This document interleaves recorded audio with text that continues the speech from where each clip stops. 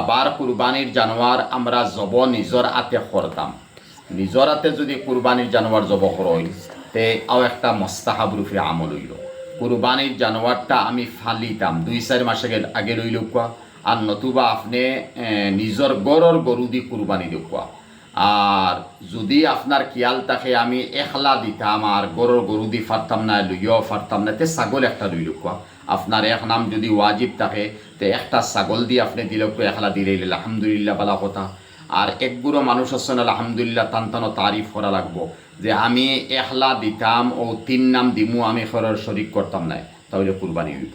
আপনি একলা এক নাম দিয়ে এক জানোয়ার দিতরা আলহামদুলিল্লাহ কুরবানি হইব।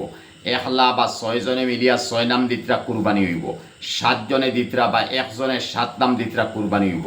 8 নাম নাই, ওলগি মাসলা। 7-এর উপরে কোনো হিস্সা নাই, 7 ফোন তো লাস্ট, এর লাগি 7 ফোন তো দিতে পারবা।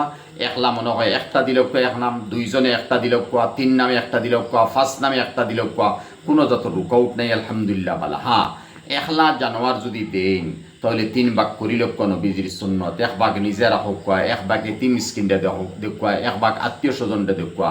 5 জনে মিলিয়া কুরবানি দিতে রাতে 6 ভাগ করিল কোয়া, 5 ভাগ আপনারা নেকুয়া গিয়া। 7 জনে মিলিয়া পড়া 8 ভাগ করিল কোয়া, 7 ভাগ আপনারা নেকুয়া গিয়া। হ্যাঁ, এগুলি একটা তরিকা, একটা সুন্নতি তরিকা, নতুবা